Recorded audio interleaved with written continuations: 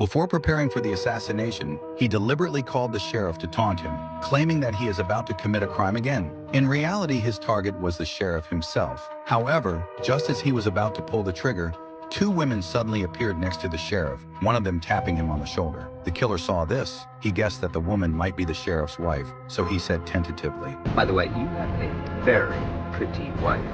The sheriff's fearful response confirmed the killer's suspicion. Before he could reach the sheriff's wife, the killer made his move first, shooting her dead. Chaos immediately erupted, and this was the killer's revenge for the sheriff repeatedly interfering with his plans. What made it even worse for the sheriff was that his wife had planned to tell him she was pregnant that night, but now it was too late. She died in his arms, which was undoubtedly a huge blow for him. However, it was not over. On the day of his wife's funeral, the killer showed up again. This time, he hid in a car on the side of the road, watching the sheriff from a distance, even sketching his portrait. He enjoyed the process. Torturing his enemies was his usual method. After the funeral, the sheriff started gathering his gear. That's right, he couldn't just watch his loved one die without taking action. As her husband, he had to end the killer's life himself.